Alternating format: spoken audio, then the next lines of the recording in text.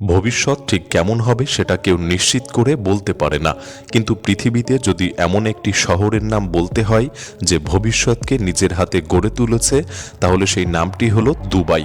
মানুষ এখন থেকেই কল্পনা করছে 2024 সালের দুবাই দেখতে কেমন হবে, আর সেই কল্পনাকেও বাস্তবে পরিণত করতে শহরটি শুরু করেছে একের পর এক অবিশ্বাস্য মেগা প্রজেক্ট।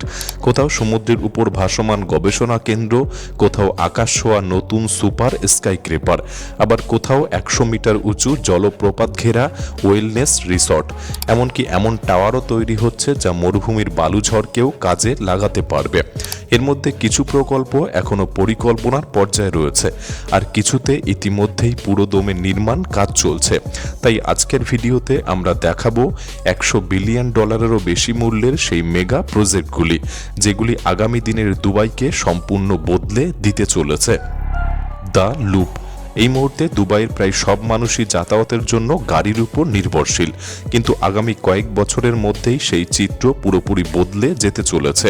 কারণ শহরটি তৈরি করতে চলেছে দি লুপ নামের একটি সম্পূর্ণ আবদ্ধ ও শীততাপ নিয়ন্ত্রিত 93 কিলোমিটার দীর্ঘ সাইকেল নেটওয়ার্ক, যা পুরো দুবাই শহরকে বৃত্তের মতো করে ঘিরে রাখবে। ভাবুন তো, বাইরে তাপমাত্রা 45 ডিগ্রি সেলসিয়াস হলেও আপনি ঘাম না ঝরিয়েই সাইকেল চালিয়ে অফিসে পৌঁছে যাচ্ছেন। দ্য লুপ ঠিক সেই অভিজ্ঞতাই দিতে চাই। এই নেটওয়ার্কের মাধ্যমে 30 লক্ষেরও বেশি মানুষ শহরের বিভিন্ন এলাকা, অফিস ও প্রয়োজনীয় সেবার সঙ্গে সহজে যুক্ত থাকতে পারবে। আরও অবাক করা বিষয় হলো, এই প্রকল্পে ব্যবহৃত বিদ্যুতের একটি অংশ আসবে সাইকেল চালানোর সময় তৈরি হওয়া গতি শক্তি থেকে। পাশাপাশি পুরো পথ জুড়ে থাকা সবুজ গাছপালা ও উল্লম্ব কৃষি ব্যবস্থার জন্য ব্যবহার করা হবে শতভাগ পুনর্ব্যবহৃত জল। মানে বিষয়টি বেশ পরিবেশ বান্ধব। তবে এই পরিকল্পনার সামনে বড় একটি চ্যালেঞ্জও রয়েছে, কারণ দুবাই এমনভাবে গড়ে উঠেছে যেখানে ব্যক্তিগত গাড়ি ছাড়া চলাচল অনেক ক্ষেত্রেই কঠিন হয়ে পড়ে। তাই মানুষকে সাইকেল ব্যবহারে অভ্যস্ত করতে হলে প্রথমেই শহরের পরিবহন ব্যবস্থাকেই নতুনভাবে সাজাতে হবে। সেই কারণে দ্য লুপকে নিয়ে সেইভাবেই পরিকল্পনা করা হচ্ছে। দুবাই সাইকেল সিটি 2040 মাস্টার প্ল্যানের লক্ষ্য হল শহর জুড়ে 1000 কিলোমিটারেরও বেশি সাইকেল অবকাঠামো তৈরি করা। থাকবে আলাদা সাইকেল লেন, সাইকেল ব্রিজ এবং আধুনিক সুবিধা। এমনকি 2040 সালের মধ্যে শহরের বড় একটি অংশের মানুষ যেন নিয়মিত সাইকেল ব্যবহার করেন, সেই লক্ষ্য নিয়েই এগোচ্ছে এই প্রকল্প। যদি পরিকল্পনাটি সফল হয়, তাহলে গাড়ি নির্ভর দুবাইয়ের পরিচয়ই একদিন পুরোপুরি বদলে যেতে পারে।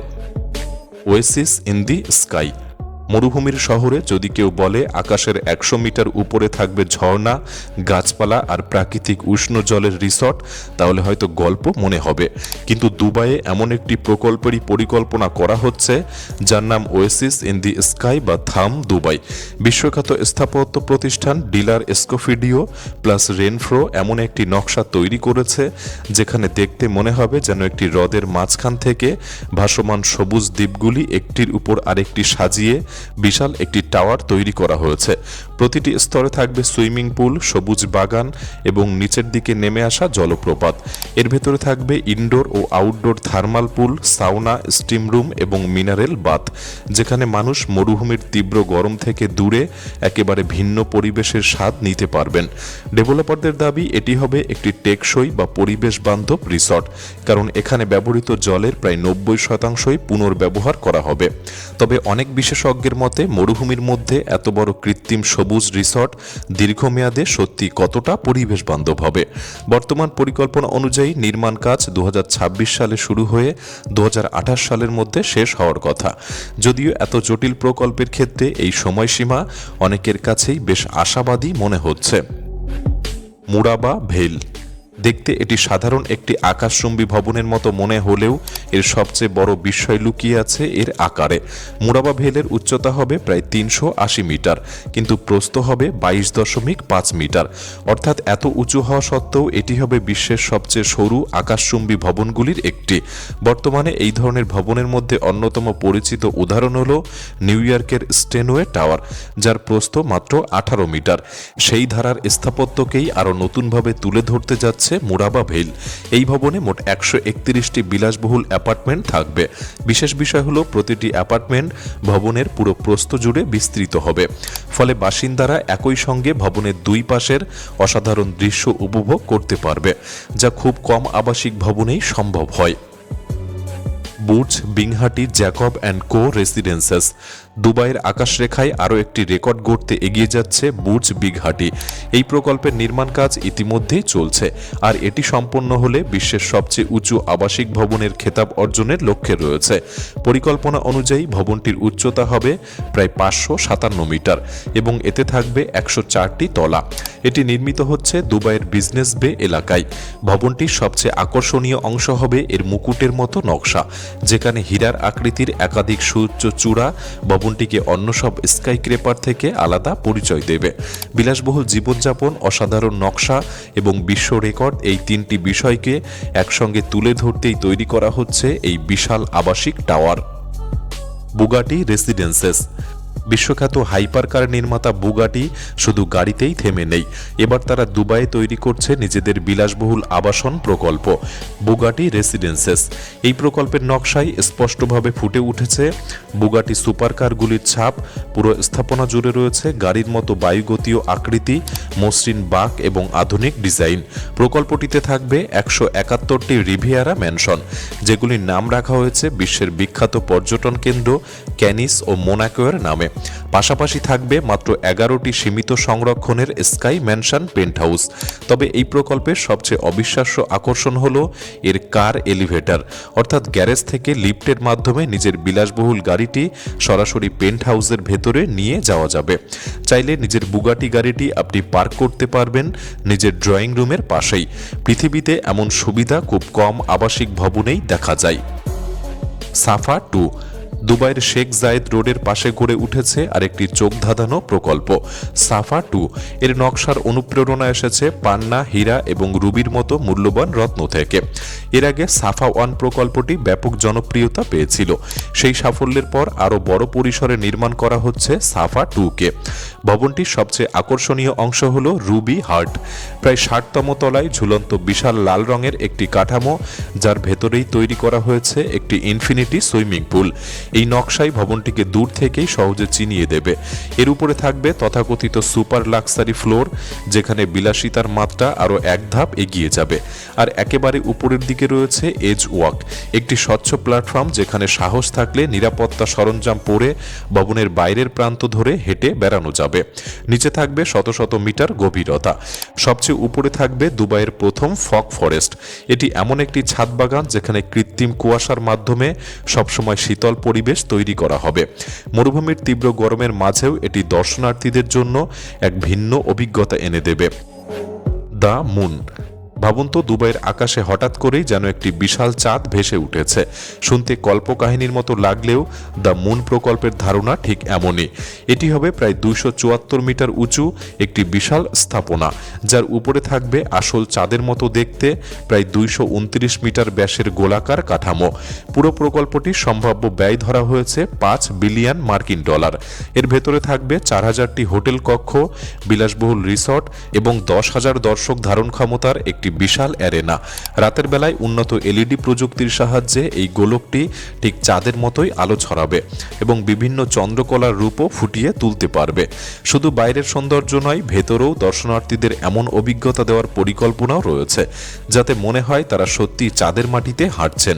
যদি এই পরিকল্পনাটি সফল হয়, তাহলে এটি বিশ্বের সবচেয়ে ব্যতিক্রমী স্থাপনাগুলির একটি হয়ে উঠতে চলেছে। স্যান্ডস্টর্ম টাওয়ার। দুবাইয়ের সবচেয়ে বড় সমস্যাগুলির একটি হলো বালুঝড়। বছরের বিভিন্ন সময় হঠাৎ করে শুরু হওয়া এই ঝড় শুধু মানুষের দৈনন্দিন জীবনকেই ব্যাহত করে না, বরং যানবাহন চলাচল, বিমান পরিষেবা এবং জনস্বাস্থ্যের উপর বড় প্রভাব ফেলে। এই সমস্যার সমাধান করতেই কালবোর্ড ডিজাইন স্টুডিও একটি অসাধারণ ধারণা সামনে এনেছে, যার নাম স্যান্ডস্টর্ম টাওয়ার। পরিকল্পনা অনুযায়ী দুবাইয়ের প্রধান সড়কের পাশে নির্মাণ করা হবে 25টি বিশেষ টাওয়ার, যেগুলি বিশাল আকারের বায়ু পরিশোধক বা এয়ার পিউরিফায়ারের মতো কাজ করবে। টাওয়ারগুলির নকশা হবে ঘড়ির কাচের মতো সরু মোটা আকৃতির। বালুঝড় শুরু হলে টাওয়ারের বাইরের বিশেষ খোলা অংশগুলি স্বয়ংক্রিয়ভাবে খুলে যাবে। ঝড় যত তীব্র হবে এই মুখগুলিও তত বড় হবে, যাতে বেশি পরিমাণ ধুলোবালি ভেতরে প্রবেশ করতে পারে। এরপর সেই বাতাস একাধিক কার্বন ফিল্টারের মধ্যে দিয়ে যাবে। ডিজাইনারদের ধারণা, বালুকণার স্বাভাবিক বৈদ্যুতিক চার্জকে কাজে লাগিয়ে বিশেষ প্রযুক্তির মাধ্যমে সেগুলিকে আকর্ষণ ও আটকে ফেলা সম্ভব হবে। ফলে বাইরে বের হবে তুলনামূলক অনেক পরিষ্কার বাতাস। সবচেয়ে মজার বিষয় হলো, সংগ্রহ করা বালিকণাগুলোকে ফেলে দেওয়া যাবে না, বরং সেগুলিকে প্রায় 400 থেকে 500 ডিগ্রি সেলসিয়াস পর্যন্ত গরম করে তাপ শক্তি সংরক্ষণ করার পরিকল্পনাও রয়েছে। ভবিষ্যতে সেই শক্তি দিয়ে বিদ্যুৎ উৎপাদন বা জল গরম করার মতো কাজও করা যেতে পারে। যদি এটি সফল হয় তাহলে এটি মরুভূমির শহরগুলির জন্য এক যুগান্তকারী প্রযুক্তি হয়ে উঠতে চলেছে। Dubai ribs. দুবাইয়ের শেষ মেগা প্রজেক্টটি এবার নিয়ে যাবে সমুদ্রের বুকে। নাম দুবাই রিপস, একটি ভাসমান শহর যার মূল লক্ষ্য হবে সামুদ্রিক গবেষণা, পরিবেশ সংরক্ষণ এবং টেকসই জীবনযাপন। এই প্রকল্পটি ইউআরবি এর পরিকল্পনা। তাদের লক্ষ্য সমুদ্রের প্রায় 200 বর্গ কিলোমিটার এলাকা জুড়ে বিশ্বের অন্যতম বৃহৎ কৃত্রিম প্রবাল প্রাচীর তৈরি করা। এখানে 1 বিলিয়নেরও বেশি প্রবালের জন্য নতুন আবাসস্থল গড়ে তোলার পাশাপাশি উপকূল জুড়ে ম্যানগ্রোভ বনও সম্প্রসারণের পরিকল্পনা রয়েছে। সবচেয়ে ব্যতিক্রমী বিষয় হলো, এই প্রকল্পের মূল স্থাপনাগুলি থাকবে জলের উপর ভাসমান অবস্থায়। এখানে বিজ্ঞানী, গবেষক, পর্যটক এবং সাধারণ বাসিন্দারা একই কমিউনিটিতে বসবাস করতে পারবেন। প্রকল্পের মধ্যে রয়েছে একটি zero carbon marine research institute, যেখানে সামুদ্রিক জীববিজ্ঞানী ও সমুদ্র বিজ্ঞানীরা সমুদ্রের পরিবেশ নিয়ে গবেষণা করতে পারবে। পাশাপাশি থাকবে ভাসমান হোটেল, নবায়নযোগ্য শক্তি উৎপাদনের ব্যবস্থা এবং আধুনিক সামুদ্রিক কৃষি প্রযুক্তি। ইউআরবি এর দাবি, এই প্রকল্প বাস্তবায়িত হলে সামুদ্রিক গবেষণা, পরিবেশ সংরক্ষণ, পর্যটন এবং টেকসই খাদ্য উৎপাদন খাতে 30,000-এরও বেশি কর্মসংস্থান সৃষ্টি হতে পারে।